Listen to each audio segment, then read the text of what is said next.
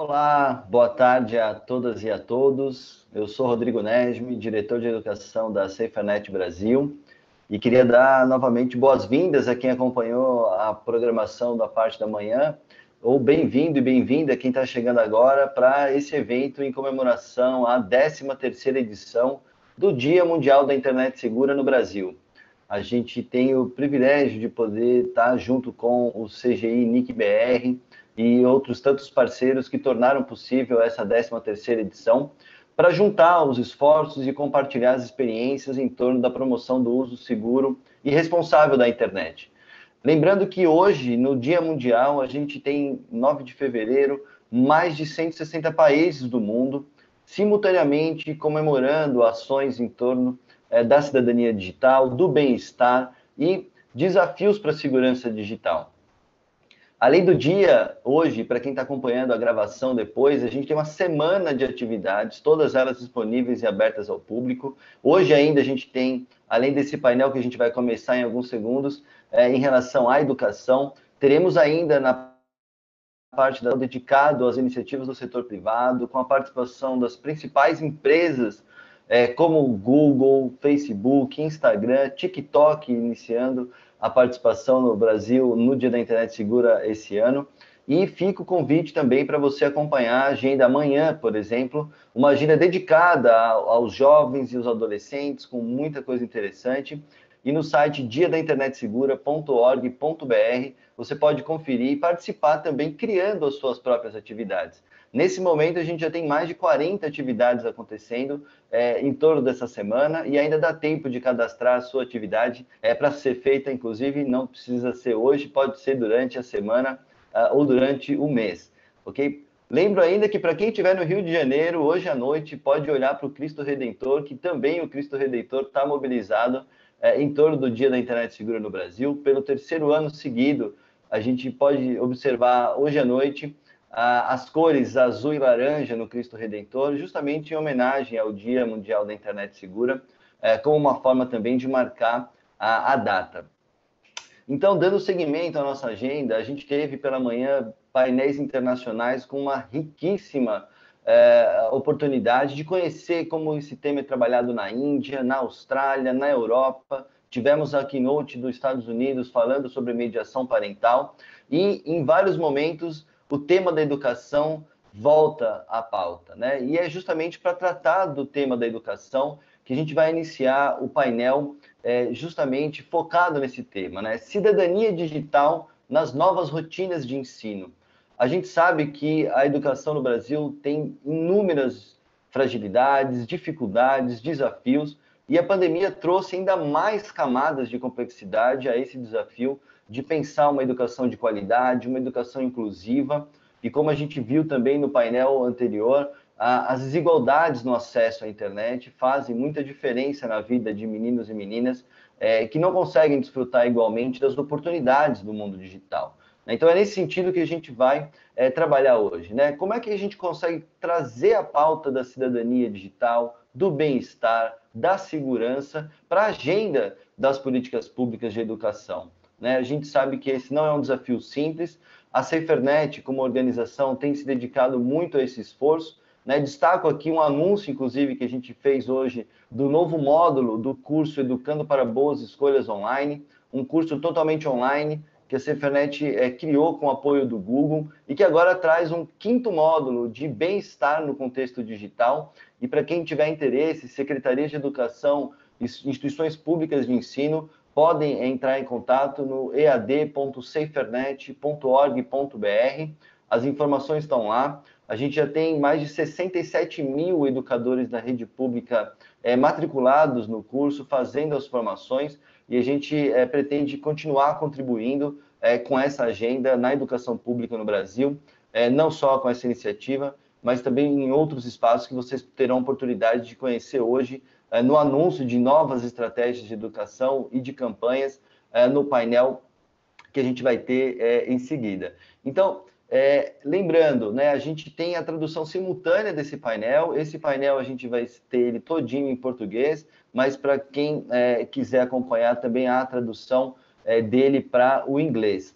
ok? Então, é com muito prazer que eu queria agradecer novamente e contar, né, com a participação desses convidados tão especiais. E para começar a nossa conversa, eu queria apresentar a vocês ao Ivan Siqueira, que é professor na Escola de Comunicação e Artes da Universidade de São Paulo, mas também um ativista que tem trabalhado com o tema dos direitos humanos na educação e especialmente também trabalhando há muitos anos no Conselho Nacional de Educação com a discussão em torno da tecnologia aplicada ao contexto da educação.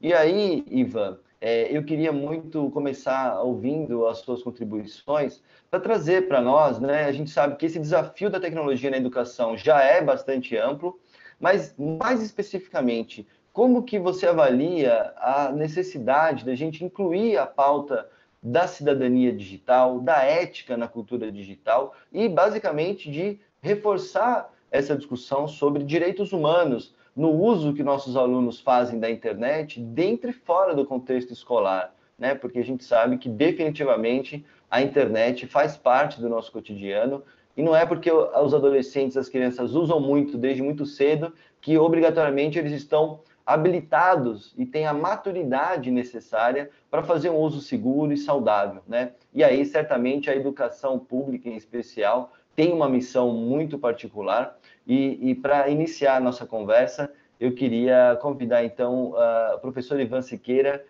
Muito obrigado por estar conosco nesse painel. A palavra é sua. Obrigado, Rodrigo. Parabenizo a Cefernet pela programação e por todas essas informações, a riqueza dos debates, das apresentações. Com certeza é algo que nós precisamos no nosso país. Saúdo também ao doutor Igor, procurador da República, a professora Débora, parabéns pelo incansável trabalho aí, já acompanhei várias vezes as suas interações, as suas dicas, enfim, parabenizo e mando um forte abraço, um grande prazer ter a oportunidade de conhecê-la pessoalmente online, né, a maneira como a gente está. E também saúdo aí aos secretários, né, o Ricardo Martins, de Alagoas, a professora Rosimari, de Santa Catarina, a professora Estela, também secretária de Curitiba. Eu acho que essa questão que você colocou, Rodrigo, ela é central.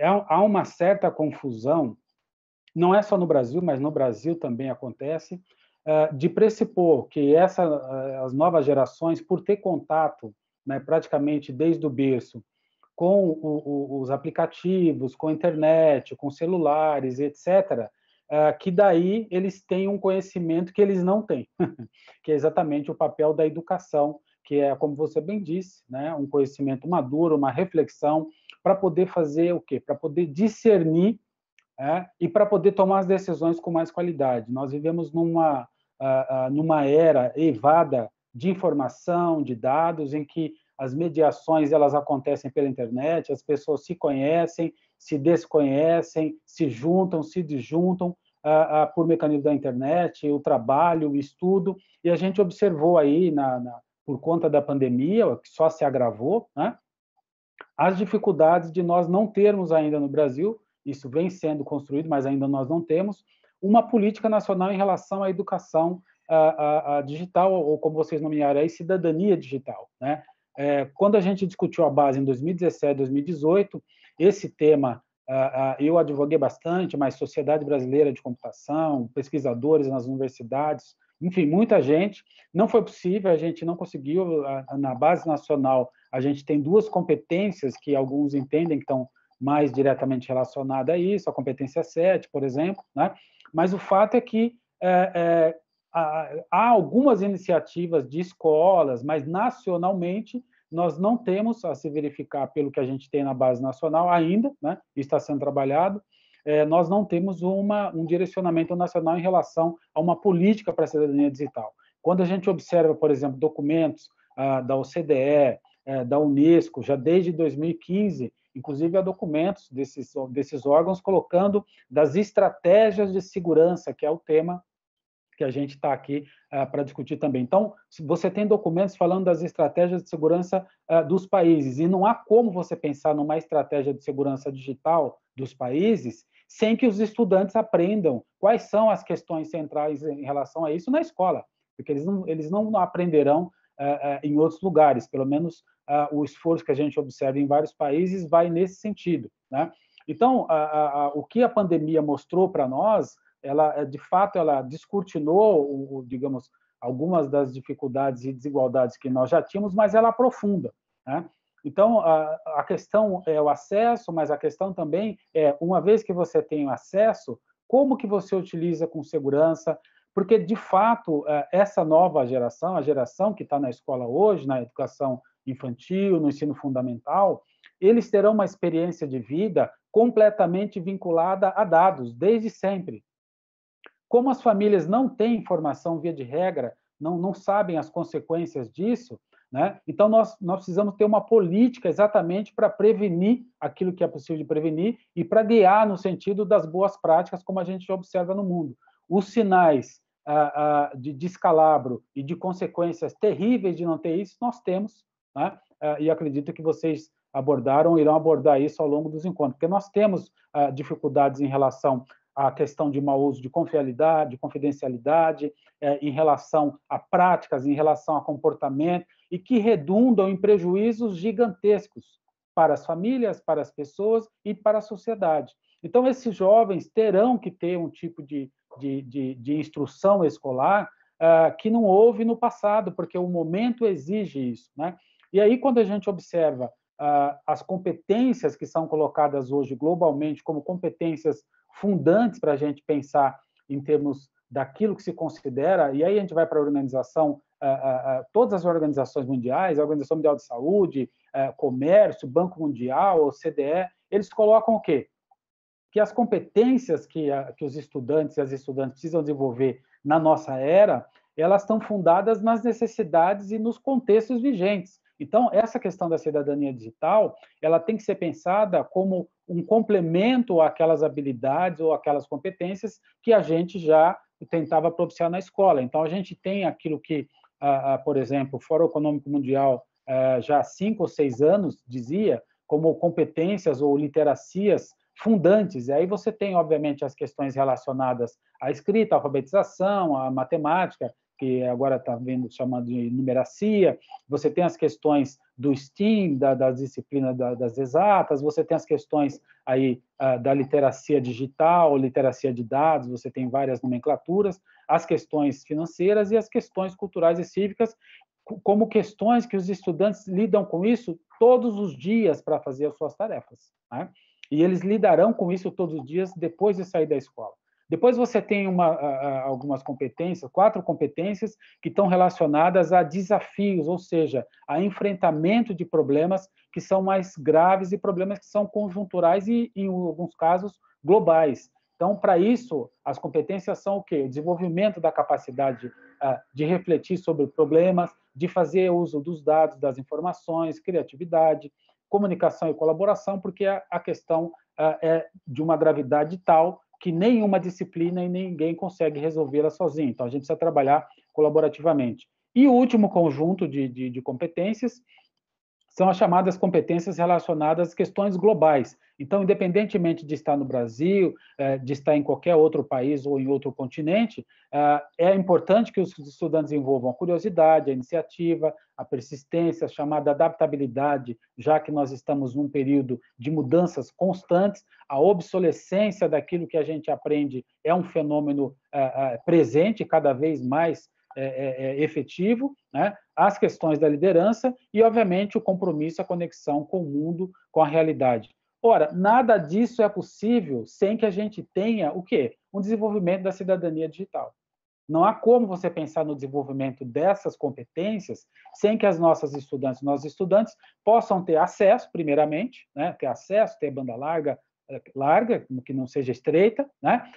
E ter, obviamente, os devices, os equipamentos, e ter o quê? Projetos de ensino de educação para poderem ter oportunidade de se desenvolver sem os riscos nas atividades que, via de regra, acabam acontecendo fora de supervisão de adultos, da escola e assim por diante. Então, é fundamental que a gente consiga oferecer, discutir, treinar os professores para que todo esse conhecimento possa ser disseminado para a nossa população. E eu dou apenas 2 exemplos para mostrar como a gente é carente disso. Recentemente houve aí, foi noticiado um vazamento gigantesco de dados.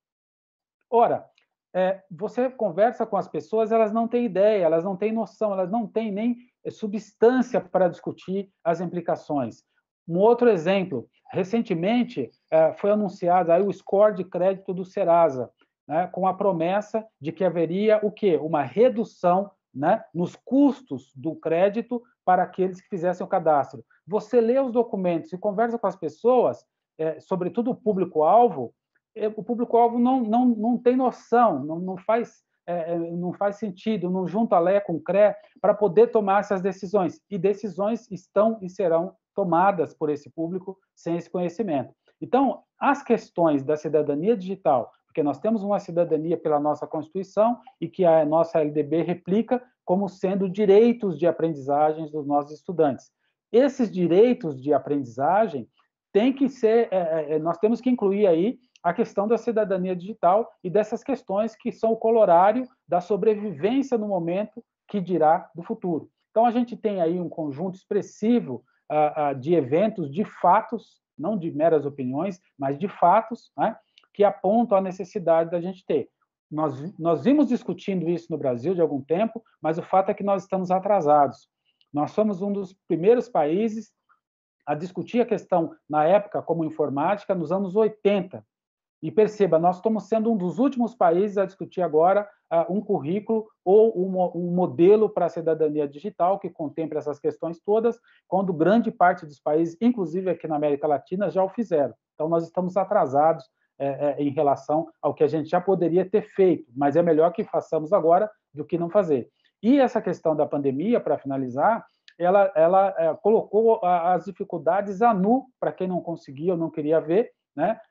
Que o país não tem solução coletiva se a gente não democratizar a questão do acesso e a questão da qualidade e a questão do compromisso educativo do acesso à internet. Né? Não há solução viável para o Brasil do ponto de vista social, do ponto de vista econômico, se a gente continuar. Por exemplo, nós tivemos, em relação à pandemia, segundo a Comissão de Educação da Câmara, 6 milhões de estudantes que não tiveram acesso a nada durante esses 9 meses. Nem por fumaça, toque de tambor, nem por nada. Eles tiveram 9 meses sem acesso a nada. E óbvio que a gente sabe que outros milhões tiveram acesso precário. E outros que tiveram acesso não têm exatamente essas competências para poder fazer um bom uso. Isso não virá sem consequências para o nosso país. Isso não vai ser de graça, nós vamos pagar o preço socialmente disso. E no caso específico das crianças, né, da educação infantil, nós vimos aí, né, a imensa dificuldade que as famílias tiveram e os próprios professores, as professoras, porque exatamente as crianças não conseguem responder em relação a isso. Ora, se nós não tivermos um projeto de país contemplando aquilo que é essencial, e é essencial a educação para a gente pensar em desenvolvimento econômico, para a gente pensar em equidade, para a gente pensar em tudo mais, a gente precisa pensar em o quê? Em distribuir melhor aquilo que a gente tem de bem no país, que são exatamente o quê? Os talentos e também os recursos, para que todos possam se desenvolver. Né? Então, nós vimos aí com a pandemia essas dificuldades. E essas dificuldades elas só serão agravadas se as instâncias educacionais não receberem a colaboração da sociedade para que, de fato, esse retorno, quando ele vier a acontecer, ele aconteça de modo a que, de fato, os estudantes e estudantes tenham possibilidade de recuperar. E não há recuperação possível se a gente não fizer uso da internet, se a gente não fizer uso dos recursos digitais. Mas esses recursos precisam ser feitos de maneira segura, os estudantes precisam aprender o que fazer, onde consultar, o que é opinião, o que é uma fonte confiável e como que eles podem tirar partido positivo e educativo dessa infinidade. Nós saímos de uma era de escassez para uma era de excesso. Então, qual que é o nosso drama? O nosso drama é ensinar, possibilitar o quê? O que eu seleciono, já que tem demais? Né? Então, a questão é o oposto do nosso período ali de formação de 20 ou 30 anos. Agora nós temos que problematizar nas nossas escolas como que as pessoas selecionam, com que critérios, onde elas buscam e as decisões que elas precisam tomar e, sobretudo, as consequências das ações, das inações e do contato que elas têm com todos esses aplicativos, diversas redes sociais e tudo mais. Então, acho que é fundamental, acho que essa discussão ela é fundante para o nosso retorno e mais ainda, acho que ela é crucial para uma estabilidade, uma busca de estabilidade social, econômica e pacífica no nosso país, para que a gente consiga desenvolver e seguir um trilho aí de desenvolvimento que a gente vinha tomando, para que não poucos tenham acesso, mas que toda a população, todos os estudantes de escolas públicas, privadas, pobre, rico, branco, preto, homem, mulher, todos tenham acesso ao básico, aquilo que diz a nossa legislação, que é o quê? Que são 2 princípios. A possibilidade de desenvolvimento para o usufruto da cidadania e para se engajar no mundo do trabalho. Isso não é possível sem que a gente fale em cidadania digital, sem que a gente fale nessas questões todas. Então, eu parabenizo, eu acho que é uma iniciativa excelente, obviamente, acredito que a gente tem que enfatizar mais, discutir mais, mas, sobretudo, nós temos que tomar mais atitude. Agora, por último, eu queria dizer que só a escola sozinha ela não dará conta de fazer isso. A escola, ela não dá, nem dará conta de fazer isso. A sociedade precisa aportar recursos, né? E a gente tem visto aí muitos movimentos, o Ministério Público, o Tribunal de Contas, enfim, né? Juntamente com as secretarias, etc., envidando esforços para que a gente consiga, porque a escola não vai conseguir. Não dá para a gente dar 1 para os gestores escolares e querer cobrar 10 e que eles tirem 9 da cartola. Isso não vai acontecer. Então, a sociedade precisa se engajar, a sociedade civil, como vem já se engajando, né? E o poder público precisa ser cobrado para efetivamente colocar os recursos necessários para que a gente consiga fazer o que é preciso para que a nossa sociedade, o nosso país, consiga desenvolver as potencialidades que nós já sabemos que nós temos, mas que não pode ficar a cargo de uma parcela muito pequena da população. Então, acho que é isso que eu gostaria de colocar, considerando aí a iniciativa que vocês fizeram e, na verdade, como isso se enreda nessa discussão que está sendo feita agora sobre ensino híbrido. Não há ensino híbrido sem considerar essas questões, sem a gente considerar exatamente o que é prioritário para fazer no presencial e o que não é prioritário para fazer no presencial, portanto, que deve ser feito de maneira online. E eu não posso pensar em maneira não presencial sem pensar em plataformas, sem pensar em metodologias, sem pensar em treinamentos para os professores, sem pensar em diálogo com a família, sem pensar em comunicação. Quer dizer, é todo um conjunto de elementos que perpassa isso que a gente pode chamar de cidadania digital, né? Que, ao modo da cidadania anterior, ela tem um conjunto expressivo de elementos e que, à medida que esses elementos forem sendo discutidos, entendidos pela sociedade de um modo geral, pelas famílias, pelos pais, pelas mães, pelos estudantes, certamente nós iremos avançando e teremos menos dificuldade e menos problemas que nós temos. Parte do grande desafio que nós vivenciamos em 2020 e vamos continuar vivenciando em 2021 é o quê? Os nossos estudantes não têm autonomia, via de regra. E por que eles não têm autonomia? Porque a nossa educação não tem possibilitado o desenvolvimento dessa autonomia. Então, essa dificuldade de não ter uma autonomia educativa para o aprender vai nos custar bastante. E essa autonomia, ela ajudaria muito, porque hoje, como a gente comentou, nós temos o quê? Abundância de recursos, de materiais. Mas essa abundância depende de saber utilizar, saber buscar e, obviamente, de saber fazer a conexão com o seu objeto. Então, para os estudantes do ensino fundamental 1, o ensino fundamental 2, o ensino médio, para aqueles que estão se preparando no vestibular, os que estão no ensino superior, quer dizer, tem informação e dados para todos. Agora, é preciso que eles sejam treinados, tenham a possibilidade de desenvolver essas competências para poder fazer uso dessa enormidade, dessa quantidade imensa de informações muito ricas que a internet disponibiliza. Não tem só dificuldades e problemas como às vezes a gente aponta, a internet ela é riquíssima, mas é preciso que a gente saiba, como também é na vida presencial, escolher e saber fazer as buscas de acordo com os nossos interesses. Então, acho que esse é o ponto que eu queria destacar. Excelente, Ivan. Nossa, muitíssimo obrigado. E realmente o desafio não é pequeno, né? A gente sabe que há uma sobrecarga de demandas e cobranças para as educadoras e educadores que estão na linha de frente, mas como você bem disse, né? Esse é o espírito do Dia da Internet Segura. É a união dos diferentes setores, a soma dos esforços, que é fácil no discurso e nem sempre tão fácil na prática, mas é justamente nesse sentido que a gente tem aqui, inclusive nesse painel, né, representantes de vários setores, as secretarias que vão falar em breve, e também criadoras de conteúdo como a Débora. Mas para seguir, então, o painel, eu queria justamente passar para o doutor Igor, que representa aqui o Ministério Público Federal, que é um ator, sem dúvida nenhuma, fundamental nessa linha de frente para que a gente possa ter políticas públicas coerentes, em especial com essa questão da inclusão digital, de pensar, né, com equidade, pensar que há pessoas, há meninos e meninas, há escolas e educadores que precisam de mais atenção das políticas públicas, em especial com relação ao uso da tecnologia, né? A gente, infelizmente, não dá para esperar a resolver todos os problemas para incluir a dimensão da cidadania digital, por isso que são essas sobreposições de desafios que a pandemia descortinou, sem dúvida nenhuma, intensificando as desigualdades, e para isso eu queria convidar, então, o doutor Igor, que tem feito um trabalho muito importante, inclusive no grupo de trabalho de direitos humanos da Procuradoria Federal dos Direitos do Cidadão, na PFDC, e que pode compartilhar conosco agora também como que comunidades mais vulneráveis, né? A gente pensar em comunidades indígenas, quilombolas, ribeirinhos, que também estão sofrendo o impacto direto dessas dificuldades de acesso à educação quando ela é mediada pela tecnologia.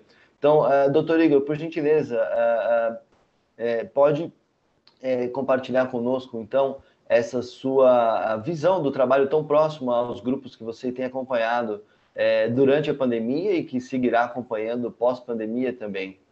Obrigado, Rodrigo. Parabenizo aí toda a equipe da Serfenet, os patrocinadores, por esse evento que é muito importante. E saúdo em seu nome todos da mesa. Destaque ao Ivan, a Débora Ladim, que compõem essa mesa em específico, que eu também estou, e também os demais secretários que virão logo em seguida, trazendo algumas experiências práticas referentes à cidadania digital na educação básica. Ricardo Martins, Osimari, Estela, estarão logo em seguida. Como dito na sua apresentação, meu nome é Igor Miranda, eu sou procurador da República, atuo junto à PFDC, a Procuradoria Federal dos Direitos do Cidadão, que é um ramo dentro do Ministério Público, uma função que tem como papel implementar as políticas públicas de defesa de direitos fundamentais, que é, claro, um trabalho extremamente árduo. Eu, talvez pela minha formação, que é uma formação jurídica, acabei elaborando um pequeno, não tão pequeno, mas um slide, que eu vou fazer agora uma apresentação, e eu destaco que a nossa conversa ela tem total ressonância, e parabenizo o Ivan, que me antecedeu, com alguns destaques feitos pelo Ivan. Quais são, de fato, essas dificuldades que se apresentam na concretização dessa chamada cidadania digital?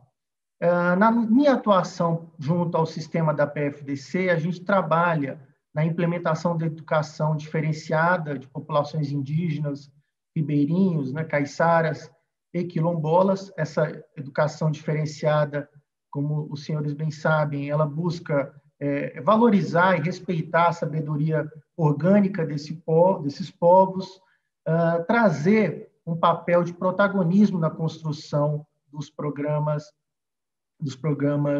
acadêmicos na escola, dos saberes do griot, dos antigos, dos caciques, dos pajés, na certeza, seja na visão de Piaget, de uma educação construtivista, ou mais recente, de Paulo Freire, na educação popular, que a família, a participação social, cultural que rodeiam, e especialmente dessas populações tradicionais, trazem efetividade na construção dessas crianças e desses adolescentes. E, como bem dito, na execução dessa tarefa, que já é árdua, nesse contexto de pandemia, a necessidade da internet e do acesso se tornou algo extremamente sensível. Mais do que o acesso, eu diria, é a inclusão. Não existe construção de cidadania que é o lugar para você exercer os seus direitos com um mero fornecimento de banda larga ou de material, tablet, celulares, né, como acompanhei as palestras pela manhã, né, enfim, a população nessa idade jovem, cerca de 80% no Brasil, a quase 90% possui celular, o acesso à internet via celular, o que não reflete o índice nessas comunidades específicas que são marcadas por fragilidades econômicas e de isolamento pela sua própria característica de modo de vida, mas um mero fornecimento, o acesso, ele não significa, ou disponibilidade de tecnologias, ele não significa a inclusão propriamente digital, que é isso que é necessário para que possamos falar de uma efetiva construção e exercício de uma cidadania digital no país. Eu achei muito interessante na palavra do Ivan, que eu fiz aqui até questão de anotar, ele fez o uso da palavra complemento. O uso da internet hoje, sem dúvida, cada vez fica claro que ele é um necessário complemento para a concretização de outros direitos fundamentais. Por exemplo, a educação diferenciada, ela está resguardada em convenções internacionais que o Brasil, compromissos internacionais que o Brasil assinou, na nossa própria lei, na LDB, na nossa Lei de Diretrizes e Bases da Educação. Mas a efetivação disso hoje, ela passa necessariamente pela realização de inclusão digital e pela, como o Ivan destacou, a construção de uma política nacional de inclusão digital. O Brasil, sem dúvida, está atrasado, sem dúvida, demanda, como o nosso próprio texto constitucional, quando estabelece que a educação é um dever, é um direito de todos, um dever do Estado e da família, destaca a participação da sociedade na realização e na concretização desse direito. Então, sem dúvida, a construção de uma política pública que consagre a inclusão digital, ela passa pelo apoio da sociedade civil, e por isso momentos como esse de diálogo entre elementos de organismos públicos e da sociedade civil são tão relevantes. Destaco aqui uma frase do professor Darcy Ribeiro, que dizia que a crise da educação do Brasil não é uma crise, mas é um projeto. Esse é o quadro que nós precisamos e lutamos por modificar, não só, claro, o Ministério Público Federal, mas, sem dúvida, todos que participam aqui desse momento de conversa. É esse projeto que nós devemos modificar, e a construção de uma política pública inclusiva e concretizadora da cidadania digital é relevante por isso. E, nesse sentido, já podemos dizer que existe um direito fundamental, um direito humano à inclusão digital. Existem propostas de emenda à Constituição para incluir no texto constitucional. Nós sabemos que viemos de uma cultura lusitana no direito que demanda o positivismo, né? Tem que se ter sempre um artigo de lei para prever, às vezes, até o óbvio. Mas, apesar dessas emendas à Constituição, nosso entendimento é que não. Como o próprio professor Ivan destacou, a nossa Constituição já estabelece como direito fundamental, no seu artigo 6º, a educação, a proteção à infância, e a Constituição, no artigo 5º, quando vem estabelecer os direitos fundamentais, ela também faz previsão que esses direitos eles não são exclusivos, reconhece a existência de demais direitos advindos da interpretação do próprio texto constitucional. E hoje não faz sentido falar em educação, e agora cada vez mais, em decorrência desse quadro mundial de pandemia, em educação sem o fornecimento de uma verdadeira cidadania digital. Esse é o momento para se reconhecer a necessidade disso, independente de uma previsão expressa, por exemplo, no texto constitucional. Tá? É relevante destacar que, no âmbito internacional, a Declaração Universal dos Direitos Humanos, quando no seu artigo 19 estabeleceu o direito à informação, o Conselho de Direitos Humanos da ONU, ainda no ano de 2011, colocou o direito à internet como inclusivo do rol internacional dos direitos humanos. E, como sabemos, o Brasil é signatário da ONU e, nesse sentido, no âmbito internacional, também reconhece o direito à cidadania digital como um direito humano, como um direito fundamental. Em igual sentido, temos a nossa Convenção Americana de Direitos Humanos, o Pacto São José da Costa Rica, que também traz no seu dispositivo essa obrigação de ampliação da informação. Por que eu destaco isso? Eu vou até pular aqui. Temos a legislação Marco Civil da Internet, também coloca o acesso à internet como um princípio. Eu coloco isso por conta, porque não entremos numa armadilha. Muitas vezes, na construção de políticas públicas, se busca, mas não tem uma previsão expressa no texto constitucional ou determinada legislação. Nós temos, sim, um arcabouço jurídico bem fundamentado no nosso texto constitucional, internacional e infraconstitucional, que estabelece o dever da construção de uma educação universal, especialmente de uma educação diferenciada, com respeito às diferenças, no aspecto do caráter pluricultural que envolve a nossa nação e é respeitado no nosso texto constitucional. Nos cabe agora executar, nos cabe agora concretizar esses direitos. E deixo aqui a reflexão, mais uma vez, uma frase de Darcy Ribeiro, que ele diz que fracassou em tudo nessa vida. Tentou alfabetizar as crianças brasileiras, não conseguiu. Tentou salvar os índios, não conseguiu. Tentei fazer uma universidade séria, fracassei.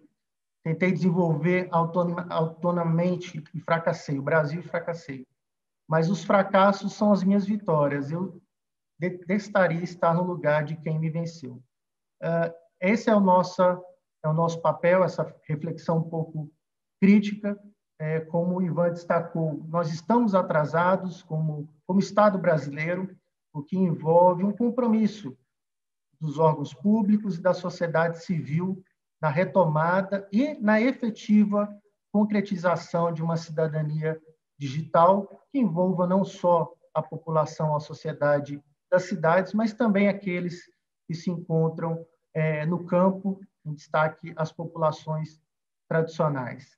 No dado tempo, essa pequena reflexão que eu coloco aos senhores e deixo disponível o nosso canal da PFDC, que tem como papel primordial na concretização desses direitos humanos uma constante interlocução, não só com outros elementos do Estado, mas também com a sociedade civil.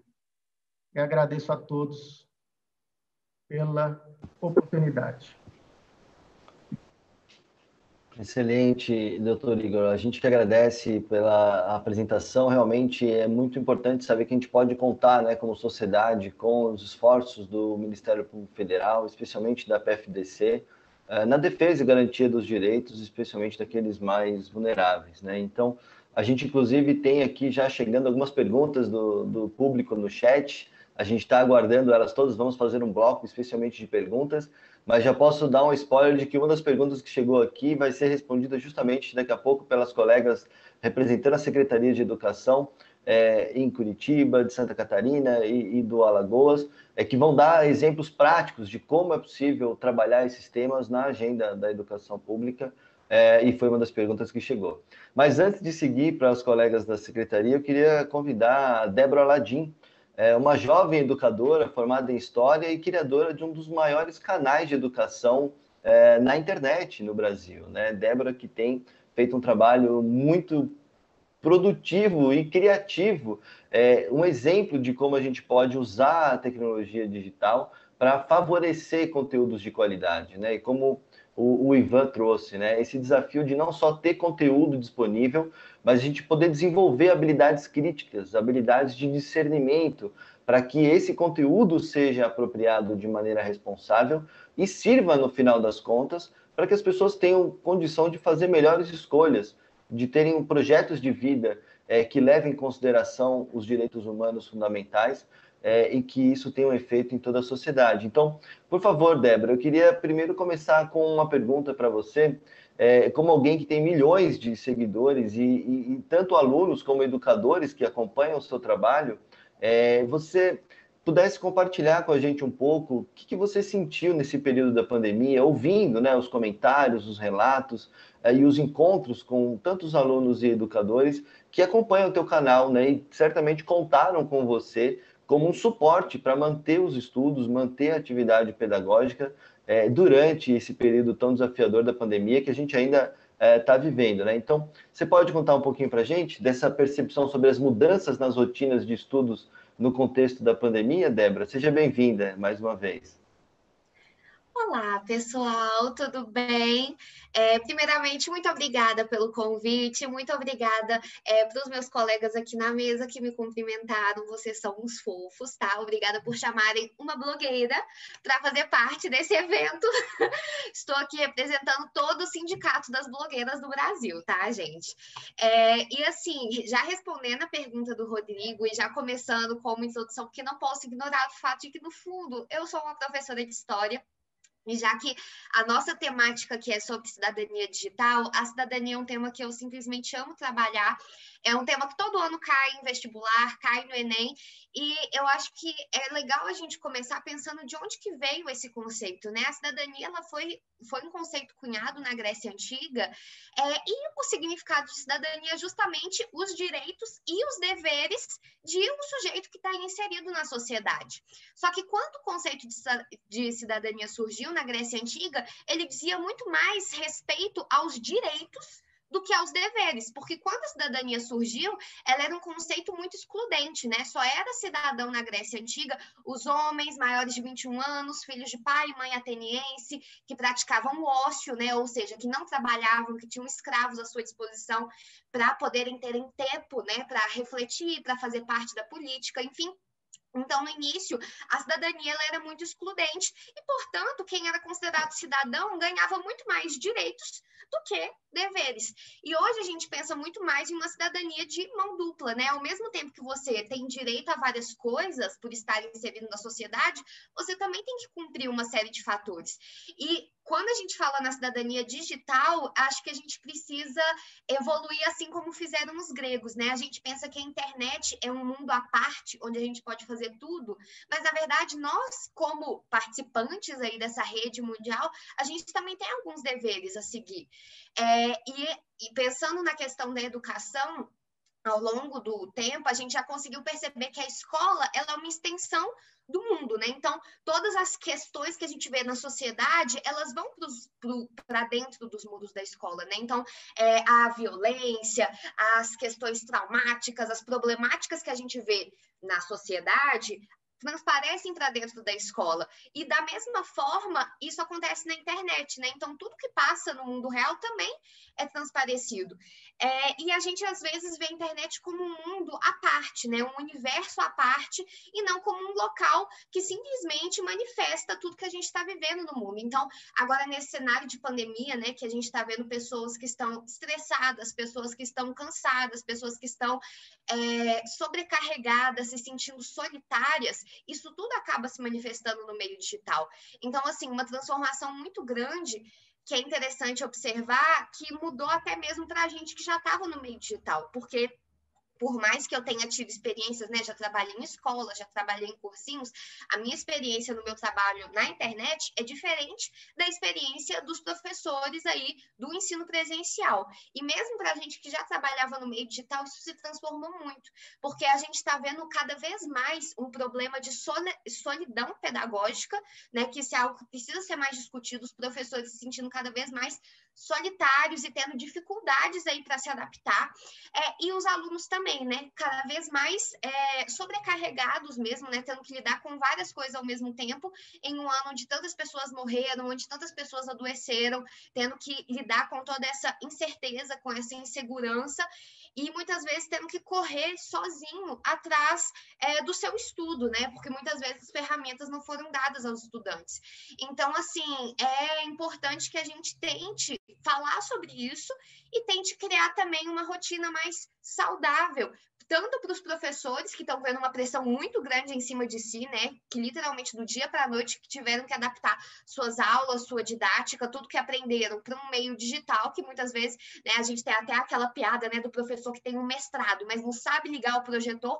Acontece, então, são essas pessoas que tiveram que se adaptar, mas também os alunos que agora estão cada vez com a capacidade menor de concentração e tem cada vez mais distrações, seja distrações de, agora eu posso dormir na aula que o professor não vai saber, mas distrações também de, tem uma crise global acontecendo, só que agora eu preciso ignorar isso e pensar na matemática. Então, foram algumas transformações que a gente percebeu, assim, né, como que cada vez mais os problemas do mundo real estão entrando no digital. E a gente está percebendo realmente, né, que a internet é uma extensão do mundo, da sociedade. Então, a gente precisa ter algumas regras de convivência da mesma forma que a gente tem no mundo real, né? Porque esses problemas todos de violência, bullying, discurso de ódio, eles não só se reproduzem na internet, como eles acabam até mesmo aumentados. Nossa, realmente, Débora. E você tocou em pontos importantes, né? Você falou aí das distrações, da rotina digital e da saúde mental das pessoas, né? Esse é um tema fundamental hoje. Inclusive, a Cefranet divulgou os dados do nosso canal de ajuda e a busca de adolescentes e crianças em torno de questões de saúde mental explodiram nos nossos canais, justamente mostrando, né, esse desafio. E aí eu queria que você aproveitasse e falar um pouquinho mais, né? Como alguém que você disse, né? Já era super online o seu dia a dia como educadora, agora mais ainda. E pensando nos educadores que nos acompanham, talvez alguns jovens também, como que você tem administrado, do ponto de vista, a sua rotina digital, para dar, inclusive, recomendações para que a gente possa tirar o melhor proveito possível da tecnologia digital, mesmo esse professor, aquela professora, que talvez não domine tanto, não tenha habilidade para falar bem como você fala, talvez não tenha recursos de edição, mas o que você aponta como caminhos para que professores e professoras consigam também tirar proveito da tecnologia no seu dia a dia, mas também organizar, junto com os alunos, uma rotina de estudos online um pouco mais saudável e equilibrada? Você se arrisca a dar algumas recomendações para a gente, Débora? Ai, adoro. Então, igual eu mencionei, eu vi uma transformação muito grande, até mesmo eu que antes, né, eu sou muito palestrinha, como vocês podem ver, antes estava habituada a fazer vídeos longos, de mais de 1 hora, aquela coisa toda, eu percebi realmente que a atenção das pessoas diminuiu e que as distrações, isso é um problema que todo professor tem, né, as distrações são muito frequentes, então, assim, uma coisa que a gente está percebendo cada vez mais é que a gente precisa trazer mais do mundo para a sala de aula, né, então, fazer mais alusões. Então, algo que eu tenho feito muito recentemente é usar alusões de cultura pop mesmo para ensinar história. Então, às vezes, filmes, super-heróis, personagens, questões da atualidade, né? Quantos professores de filosofia e sociologia não devem ter usado, por exemplo, o BBB, o Big Brother, para ensinar um pouco sobre, sei lá, desde George Orwell até mesmo o mito da caverna do Platão, sabe? Então, trazer mais dessas questões e dar voz também para os alunos, né? Porque agora a gente está vendo aulas onde, às vezes, o professor está aparecendo e os alunos estão sem câmera, sem microfone, então, essa questão de solidão pedagógica, né? Então, os alunos querem participar, eles querem mais conversar e a gente precisa dar a eles essas ferramentas mesmo, fazer coisas diferentes que sejam mais beirando o entretenimento para que eles possam participar. Uma das experiências mais transformadoras assim que eu tive durante a faculdade foi quando eu trabalhei com crianças, que eu trabalhei como estagiária numa escola com crianças de 8 a 10 anos. E muitas vezes a gente percebia como que a gente estava lá para dar aula, né, para passar um conteúdo, mas tinha momentos onde aquilo simplesmente não encaixava, né? Como que, principalmente nas crianças, era muito transparente como que elas pegam os problemas que elas estão passando dentro de casa e trazem para a escola, e como que muitas vezes você precisa fugir do assunto, porque naquele momento o que a criança precisa não é falar sobre matemática, mas pensar um pouco sobre tentar trabalhar aquilo que ela está vivendo. E o que eu tenho feito muito, pelo menos nas minhas aulas, tem sido isso, né? Trabalhar conceitos da atualidade. Então, transformei, por exemplo, aulas de temas de redação mais em discussões, inclusive trabalhar a cidadania digital, porque era um tema que eu apostava para o Enem do ano passado. E pensar que a escola, ela faz parte também da formação intelectual, da formação ética, da formação, que é tudo isso que a gente está tratando, né? Da psicológica da pessoa mesmo. E muitas vezes a gente tem que dar espaço para isso também. Então, eu acho que, assim, é um desafio muito grande, né? Que a gente está tendo que encurtar cada vez mais as nossas participações, tentar dar mais voz para os alunos e tentar fazer coisas que sejam mais leves, porque a gente está vivendo um contexto meio complicado mesmo, né? Então, enfim, eu acho que é algo que se a gente vai trabalhando e a gente vai trocando dicas e experiências, mas pelo menos para mim eu tenho percebido isso, né? Alunos que muitas vezes estão pensando em 1000 coisas ao mesmo tempo, estão muito sobrecarregados com questões das suas vidas pessoais, e que trazer coisas de fora, coisas diferentes, e aulas mais curtas, às vezes mais objetivas, dar mais participação para eles, tem sido uma estratégia, pelo menos para mim, assim. Poxa, muito legal, Débora. Pena que a gente não tem mais tempo para explorar mais, mas super de acordo que conectar a vivência cotidiana, até mesmo do que eles curtem na internet, é um bom caminho para os educadores e educadoras plugarem esse tema e pensar nas habilidades para a vida, né? As habilidades emocionais, como o Ivan trouxe, o próprio Igor, e você traz, né? Essa solidão pedagógica que pode ser estendida para uma solidão ainda maior quando a gente pensa na adolescência, né? Eu queria, Débora, então pedir para você segurar um pouquinho, que a gente daqui a pouco já tem algumas perguntas chegando, inclusive algumas para você também, mas a gente queria passar agora para ouvir também exemplos práticos das colegas que representam a Secretaria de Educação, que tem feito, né, na prática, lá na gestão pública, essa conexão, sabendo dos altos índices de evasão escolar, todas as violências que vocês citaram no âmbito da escola. E aí a gente tem aí uma rodada agora rápida, mas para ouvir relatos, né? Eu queria começar convidando a Rosimari Martins, representando a Secretaria do Estado de Educação de Santa Catarina, que tem incluído o tema cidadania digital, dentre as várias outras demandas de pensar o cuidado com a saúde mental e o bem-estar dos alunos da rede, né, Rose? Por favor, obrigado novamente, com você a palavra. Bom, muito obrigada aí, Rodrigo. Meus cumprimentos a todos que estão acompanhando esse evento. É um imenso prazer participar de um evento de considerável relevância, sobretudo para esse momento ímpar que estamos vivenciando. Aproveito aqui também para cumprimentar os colegas desse painel. E, gente, que colegas, hein? Olha aí os que abordaram aí, né, nas suas falas aí, temas muito interessantes para a educação aí. Muito obrigada aí já antecipadamente por esse momento aí de aprendizagem. Pelo tempo que temos, eu vou discorrer brevemente como e o que a Secretaria de Estado da Educação de Santa Catarina, no âmbito da Diretoria de Ensino, vem promovendo para legitimar na prática 2 das 10 competências geral da BNCC, que abrangem o uso da tecnologia pelos alunos de maneira direta e expressiva. A competência 4, que é a comunicação, e a competência 5, que é a cultura digital. Muito bem, uma diz respeito ao digital, como uma das linguagens a serem utilizadas, a outra foca totalmente no aprofundamento de seu uso com senso crítico.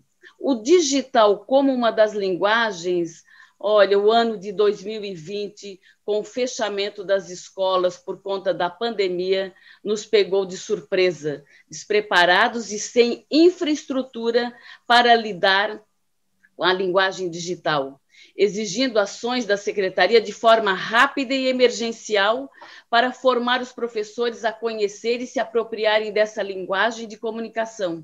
Isto é, foi imprescindível empoderar os professores para conhecer e identificar os tipos de aplicativos ou plataformas importantes para suas aulas à distância. Foi um desafio e continuará a ser, porque ainda estamos... Então, essa surpresa, né, esse desafio foi o despreparo e o atraso, né, que a educação ainda está frente ao mundo digital.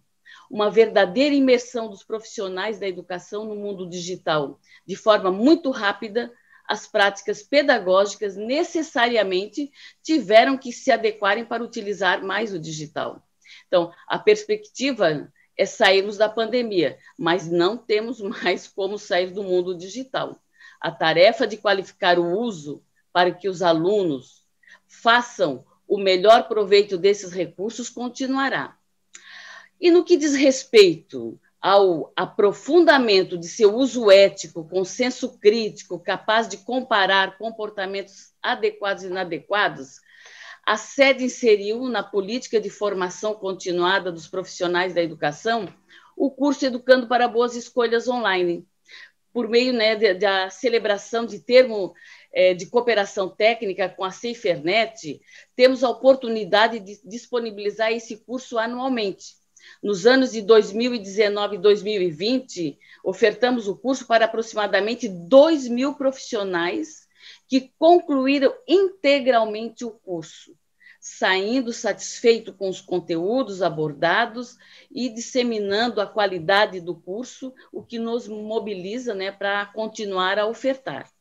Também nesse viés, a implantação de projetos e programas que promovem o protagonismo do aluno no seu processo de ensino-aprendizagem para a promoção da segurança e educação digital e midiática. O Programa Cidadão Digital é um exemplo.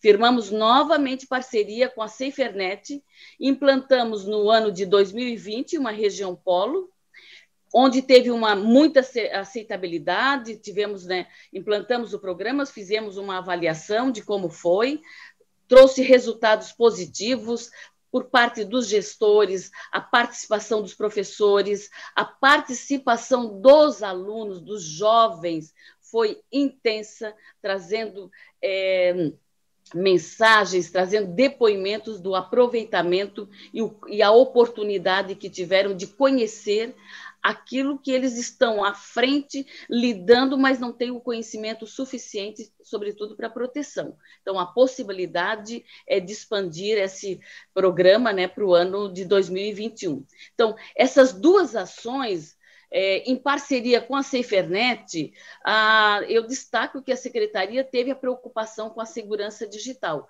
Ela procurou buscar essa segurança digital e essa parceria contribuiu muito para isso aí com o curso de formação e esse programa. E um outro que eu também destaco, que está inserido nas nossas ações, alinhado com as nossas ações, é o Conhecer para se Proteger, que vai nessa linha da proteção, fruto da parceria entre o Poder Judiciário, a Polícia Civil e a Secretaria de Educação de Santa Catarina, com o objetivo de prevenção e combate a crimes cibernéticos envolvendo crianças e adolescentes. É um projeto que tem formação para os professores, lidam com a discussão amplamente na sala, depois tem o trabalho voltado com os alunos, então, aonde eles são protagonistas, aonde eles vão se envolver no projeto, e também, né, formação para os pais. Isso é muito importante também, quando tem a participação dos pais, né, para também conhecerem, né, o que é possível por meio do mundo digital. Então, esse envolvimento com as famílias, então, esse projeto, né, ele traz essa possibilidade, ele marca essa articulação. Então, brevemente, como eu falei, essas são as iniciativas, né, de experiências, né, da cidadania digital na educação básica e nas modalidades de ensino, que nesse momento eu tive a oportunidade aí de compartilhar. Né. Eu agradeço a oportunidade e o meu muito obrigada pelo convite. Nós que agradecemos, Rose, e muito bom saber essa conexão da educação com a justiça e com outros atores, né? Para não tomar mais tempo, eu queria passar, então, diretamente para nossa colega Estela English, da Secretaria Municipal de Educação em Curitiba, e que tem feito já há alguns anos muitas experiências interessantes de cidadania digital. Estela, por favor, compartilhe com a gente o trabalho que vocês têm feito lá na gerência de tecnologia, para os colegas que acompanham poderem se inspirar também nessas práticas. Boa tarde, Rodrigo. Boa tarde a todos os meus colegas de mesa, de painel. Então, falo aqui desse lugar, que é a Rede Municipal de Ensino de Curitiba, né? Nós temos hoje o contexto 185 escolas, 230 CMEs, aproximadamente 15 mil professores, em torno de 140 mil estudantes. Esse é o lugar de onde eu falo, né? Nós atendemos basicamente fundamental e educação infantil, fundamental 1, né? E educação infantil. E como o Rodrigo já bem pontuou, anteriormente à pandemia, a gente já tinha uma série de ações ligadas a essa questão da cidadania digital. Mas o que me foi pedido hoje aqui é para a gente conversar um pouquinho dessa experiência durante a pandemia, né? E que desafios isso trouxe para nós. Então, o que eu posso dizer é que a gente, assim como a minha colega Rosimari, e acho que o Ricardo vai falar um pouquinho, a gente não estava preparado para isso, né? Foi assim, em menos de um mês, foi semanas que o desafio chegou para a gente tinha que tomar uma atitude. E a palavra que ficou muito forte para nós aqui em Curitiba, eu faço questão de falar, foi assim, para todos. Então, na tomada de decisão rápida, a gente tinha que pensar como chegar nesses 140 mil estudantes da rede, né? Então, pensamos muito, por exemplo, nas desigualdades de acesso à internet, né? Principalmente nas periferias aqui de Curitiba, ainda os que têm acesso também lidar com essa questão da velocidade lenta ou de aparelhos precários que a família possa ter, ou às vezes uma dificuldade, né, na quantidade de aparelhos, porque uma família não tem um filho só, né? Então, como que a gente atender todas essas crianças? Então, muito cuidado também a gente pensou em relação à privacidade na rede, né? Como é que a gente ia fazer, se íamos fazer esse acesso das aulas pela internet, enfim, que caminhos a gente ia seguir. Um cuidado muito grande também com o uso das plataformas, porque aqui na Secretaria a gente não tinha uma plataforma tão estruturada, a gente tem o Moodle, mas não preparado para atender assim emergencialmente tantos estudantes, então a gente tem a sala de aula Google, mas também preocupação, a gente sabe que pela legislação tem que ter autorização dos pais para autorizar, como é que a gente ia fazer isso num tempo, né, tão curto, enfim. Então, sempre o nosso cuidado foi de proteger essas crianças e adolescentes, principalmente a integridade deles, né, física, a psíquica e a sexual nesse tempo aí que a gente tinha que tomar uma decisão. Então, nós não instituímos, enquanto política pública, o uso de ferramentas via internet. Nós tivemos uma grande parceria aqui em Curitiba de TV aberta, então nós partimos para as videoaulas via TV aberta, que consideramos chegaria mais, considerando a palavra todos, era onde a gente conseguiria atingir um maior número de estudantes naquele momento. Então, a secretaria se mobilizou para a produção de videoaulas, né? Quem que grava essas videoaulas? Quem que faz as videoaulas? São os próprios formadores aqui da secretaria, então a equipe que faz a formação de professores, que trabalha com currículo, se mobilizou para preparar essas videoaulas, desde a educação infantil até no primeiro ou quinto ano também, né? E hoje nós temos 3 canais de TV aberta aqui em Curitiba, que passam essas videoaulas na TV, e temos o repositório no YouTube para aqueles também que têm acesso. Nessas videoaulas, a gente incluiu também a questão da cidadania digital, dando dicas, né, durante as videoaulas. Então, nós tivemos aí uma parceria forte com a SaferNet, com o Cidadão Digital, né, o projeto Cidadão Digital, onde o nosso embaixador aqui de Curitiba, o Victor, muito maravilhosamente nos ajudou a pensar conteúdos que chegassem de uma maneira simples, tanto para as crianças e para os adolescentes, né, porque a gente tem EJA também, mas também para os pais. Acho que as videoaulas trouxeram isso, né, a escola foi para dentro de casa e a gente teve uma proximidade muito grande das famílias com a educação, né, os pais passaram a ver o que é que a gente faz lá na sala de aula, né, como que os professores trabalham, que materiais têm. Então, acho que isso foi uma das grandes pontos positivos que nós tivemos aí com a pandemia.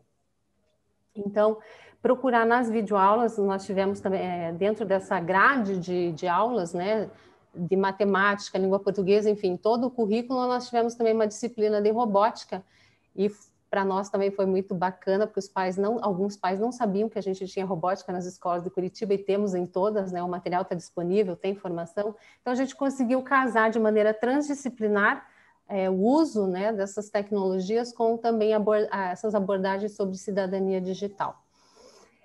Produzindo conteúdo junto com a equipe do Rodrigo, aí, que é maravilhosa, sempre nos ajuda. Também nós tivemos, durante o ano, a gente faz aqui um grande evento, que é a nossa Semana de Estudos Pedagógicos, então também convidamos a SaferNet, na figura do Rodrigo, para fazer uma palestra de formação, o que gerou para nós uma explosão de procura em torno dessa temática. Talvez alguns professores ainda não tinham se mobilizado quanto a isso, então a fala do Rodrigo também veio mobilizar, né, para essa temática, para os professores que ainda não tinham se apercebido disso. E como que a gente faz, então, para dar suporte para esses professores? Nós temos a parceria com o curso do Educando para Boas Escolhas Online, junto com a SaferNet, assim como a Rosimari já falou, né, de Santa Catarina, nós aqui também. Nós temos também um site, nós criamos aí na pandemia um site com repositório de conteúdos, então a gente mapeou a internet para ver o que a gente tinha de conteúdo em cidadania digital que pudesse ajudar os professores, as famílias, né, nessa discussão e o que fazer. E disponibilizamos esse site no nosso portal. E temos também a parceria com a Universidade Federal aqui no projeto Proteca, que é uma rede de pessoas de conselho tutelar do Ministério Público, da área jurídica, da área social e da área de educação, enfim, mobilizados aí para pensar essas temáticas aqui na nossa cidade. E temos também uma lei municipal da Semana de Internet Segura nas escolas. Isso também dá uma visibilidade bacana. Eu acho que, às vezes, a luz está sempre acesa, mas, às vezes, a gente tem que colocar o foco nela, né? Então, essa semana também nos ajuda a focar essa temática junto às unidades. E se você me perguntar, e o Rodrigo me perguntou, né, quais são as perspectivas aí para frente, eu acho que foi a Débora que falou, escutar esses professores e estudantes, né? O que eles têm a nos dizer para que a gente possa construir esses caminhos, porque não adianta a gente ficar aqui pensando ações, e a gente tem ouvido muitos deles, mas é isso, essa escuta, né, para que caminhos a gente tem que ir, porque o que a gente pode dizer hoje é que a gente vive na certeza da incerteza, né? A gente não sabe o dia de amanhã, nem a semana que vem está programado o ensino presencial, o ensino, né? Mas a gente tem que ver como é que vai se comportando. Então, aprendizado para todos nós e essas ações que a gente tem feito aqui na Secretaria de Curitiba. Devo ter esquecido de alguma coisa aí. Obrigada. Excelente, Estela, muito obrigado. É uma pena que o tempo realmente é curto, a gente fica querendo contemplar o máximo de informações, e gostaria de passar, então, imediatamente para o Ricardo Martins, que é superintendente de políticas educacionais na Secretaria de Estado da Educação de Alagoas, né, do representante do Nordeste, que certamente tem uma realidade diferente daquela que as colegas vivem no Sul, mas os desafios talvez os mesmos, né, Ricardo? Se puder com a gente compartilhar o seu breve relato, depois a gente parte para a rodada final com as perguntas, correndo aí contra o relógio que nos resta ainda alguns minutinhos poucos. Boa tarde, Rodrigo, boa tarde às companheiras, né, Estela, Rosimari, com muita alegria que a gente participa desse momento, comemorando o Dia da Internet Segura, né, parabenizar a SaferNet por essa iniciativa, parabenizar pelas falas do Ivan, o conselheiro, né, o procurador da República, Igor, também da nossa professora blogueira de História, né, a Débora. Muito me inspirou sua fala, Débora. Eu acho que a gente precisa disso, né? Entender essas linguagens, essa comunicação e falar para esses alunos que buscam espaços jamais explorados, né? Pelo menos pela educação. E é muito nesse sentido. A gente foi levado para um lugar que a educação sempre quis explorar, mas nunca chegou. A gente, quando trata de política educacional, a gente costuma ir logo para a infra, muito o que o Igor colocou. A gente acha que tem que entregar o computador, e aí, detalhe, a gente vem entregando computador há décadas e sem muita novidade, e isso virando sucata nas escolas. E aí eu cito recentemente os tablets educacionais que a gente trabalhou em 2012, 2013, e esse negócio ficou impossível de trabalhar, né? Tá arcaico e a gente não consegue utilizar mais. Aí o professor está precisando de outro tablet. E aí a gente vai colocar um freio nisso daí. Será que é entregar só infra que resolve o problema? Então, esse tipo de reflexão que a gente vem fazendo.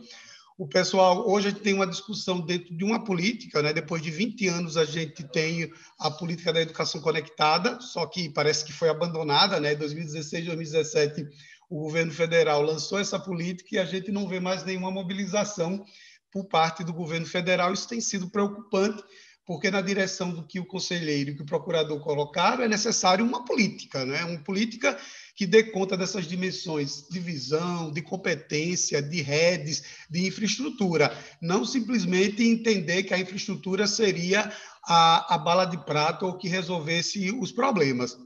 Então, nesse sentido, a Secretaria de Estado da Educação foi pega de surpresa, como a própria Estela colocou, a gente teve que tomar a decisão e desenvolver um trabalho.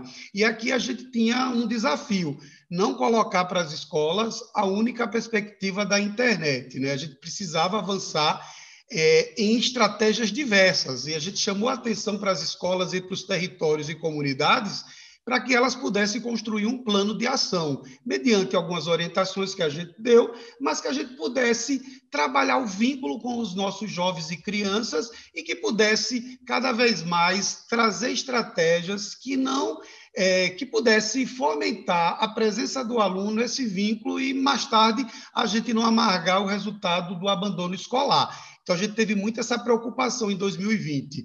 Né? E aí, a gente construiu uma proposta metodológica voltada para laboratórios, porque daí a gente tinha uma preocupação muito grande de não orientar a escola para que ela pudesse trabalhar os componentes curriculares como a escola privada o fez. A escola privada tentou reproduzir, a gente viu muitos exemplos aqui, reproduzir o tempo presencial no não presencial, e isso chateou demais o trabalho dos professores, isso ocupou as nossas crianças, os nossos jovens num espaço que era de diversão e agora ficou um espaço chato.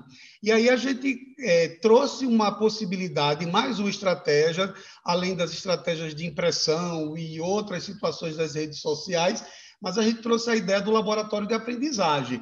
E aí foi algo que a gente precisou observar nesse espaço, curar acima de tudo, né? Buscar redes que pudessem configurar esse espaço, um espaço mais efetivo, que pudesse trazer isso que a Débora colocou, né? Uma dinâmica diferenciada, você tem um tempo diferenciado, a gente aqui está no exercício para falar em 5 minutos, mas é isso mesmo, a internet possibilita isso, né? Essa possibilidade ela tem que ser explorada nesses espaços que agora são presentes na educação, na escola. Então, os laboratórios, eles foram espaços que a gente inaugurou no sentido do projeto interdisciplinar, e trabalhar a interdisciplinaridade é algo que a gente já trabalha há muitos anos na educação, mas, de fato, de forma concreta, ainda é muito difícil, né? É uma competência socioemocional a ser trabalhada entre nós professores, que é o trabalho em grupo, o trabalho coletivo. Isso ainda é muito complicado. Então, o laboratório, ele era um planejamento de professores de forma interdisciplinar, a partir de roteiros de estudos, onde a gente planejava o trabalho que tinha que ser feito com os alunos, de forma quinzenal, né? E aí, adotando a perspectiva da nossa base, e aqui em Alagoas a gente chama de referencial curricular de Alagoas, né? Traduzido em roteiros de estudos que os alunos e as famílias buscavam nas escolas, mas que a gente disponibilizava em redes sociais, ou que a gente colocava no Google Sala de Aula. Isso foi algo que a gente tentou explorar os múltiplos canais.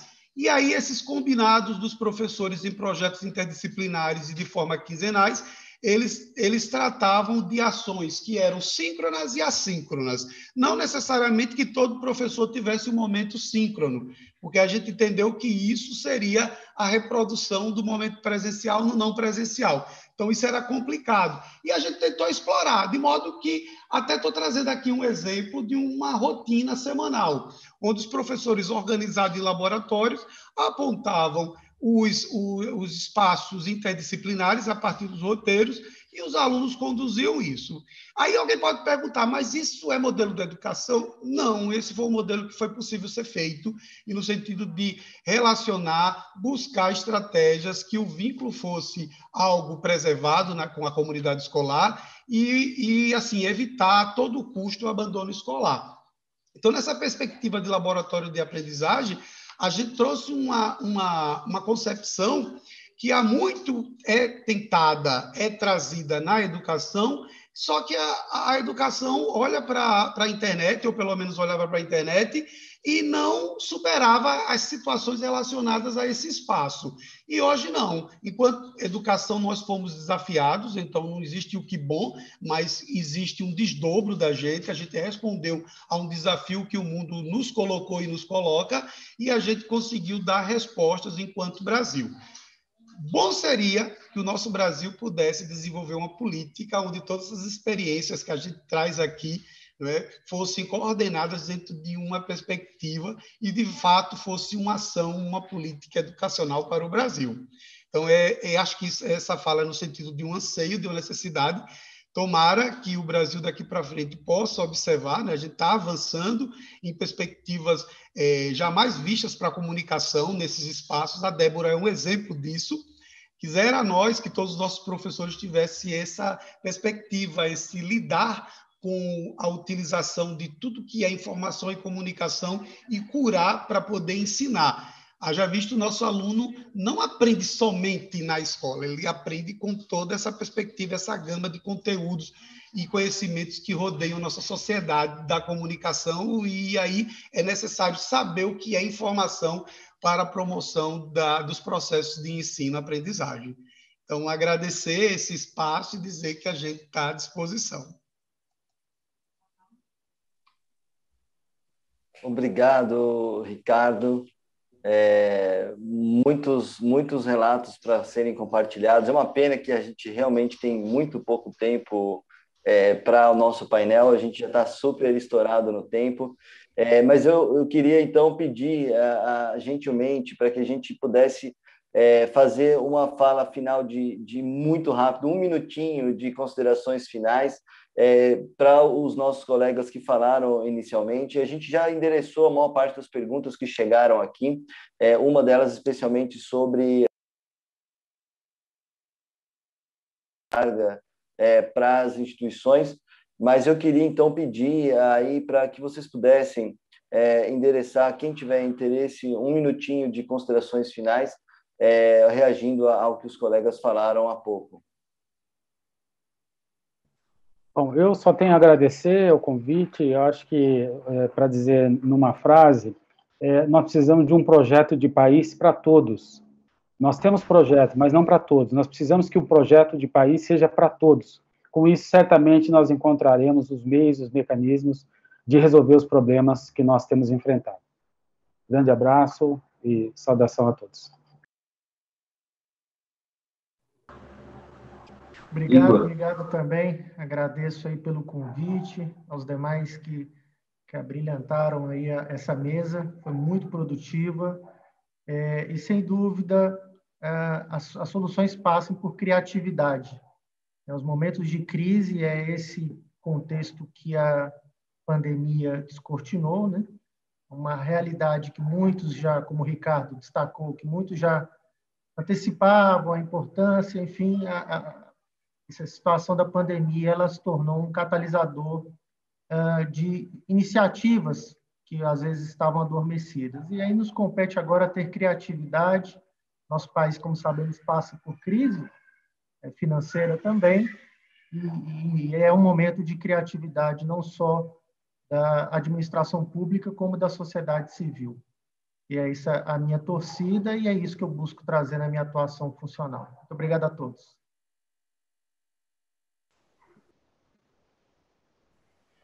Eu também quero agradecer pelo convite, agradecer pela oportunidade e falar que esse é um momento realmente atípico, né? É uma situação extraordinária que a gente está vivendo, mas falar para os alunos aí que podem estar assistindo a todo esse evento, que esse é um momento também especialmente difícil para os professores, então tenham carinho, paciência com os professores, que a gente está aprendendo a se adaptar, até a gente que já estava online teve que aprender coisas novas e se inovar e se diferenciar, e essa questão daí da solidão pedagógica é uma realidade, então a gente que antes podia nem saber como usar um projetor, agora está tendo que inventar o EAD, reinventar as formas de comunicação, então todas as sugestões são bem-vindas.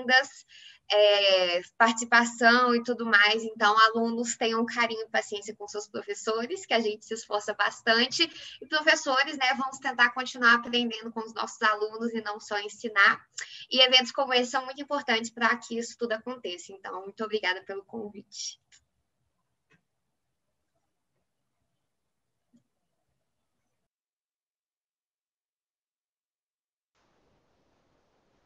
Excelente. Rose, Ricardo ou Estela, querem dar uma saudação final?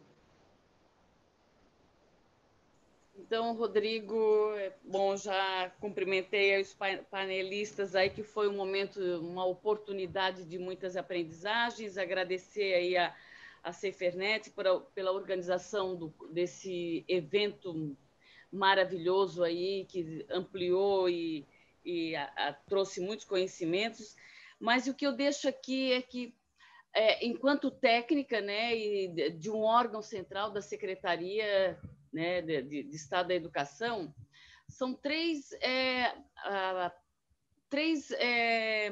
encaminhamentos. Formação, isso nós precisamos nessa área aí, né, tanto para conhecer como para lidar e para reestruturar as práticas pedagógicas. E uma outra é infraestrutura, promover infraestrutura nas unidades escolares. Isso aí, porque continua, embora os alunos estão voltando, se não tem isso em casa, mas a escola tem que promover, né, esse acesso. Então, isso é imprescindível, formação e promover infraestrutura para a escola, para que minimamente os alunos tenham acesso, né, ao mundo digital na escola, se não tem a oportunidade em casa, que a pandemia demonstrou muito essa desigualdade e essas deficiências ainda nas famílias, né? Então, seria isso aí. Obrigada, Rodrigo. Obrigada a todos pela oportunidade de falar. Tenho a dizer que, como educadora, estar na gestão não é fácil tomar nenhuma decisão, porque, bem como disse o nosso querido Ivan Siqueira, nós temos que pensar em todos. Acho que né, a nossa cidade é essa a nossa grande preocupação, é como chegar em todos. Às vezes a gente tem que abrir mão de uma coisa ou outra, a gente tente melhores caminhos dentro da infraestrutura que a gente tem, setor público sempre é muito complicado, mas acho que a gente tem que reunir forças. Acho que esse é o grande momento aí que a gente passa, que é de dar as mãos e unir as nossas mentes para pensar possibilidades. Mais do que fazer perguntas, é a gente tentar encontrar junto as respostas para todas elas. Obrigada. Eu também quero agradecer, né? Eu acho que as colegas traduziram muito bem esse momento e, assim, a gente vive um período conturbado, jamais sonhado, né? E, principalmente, entender o serviço público e fazer gestão pública diante de todo desse contexto, essa problematização, a gente tem aí complexidades maiores, né, colocadas. Então, a gente agradece por esse momento, a gente sai mais rico desse momento, né? A gente entende o quanto as experiências e as discussões vêm acelerando e nos ajudando nesse sentido. Então, muito obrigado por tudo.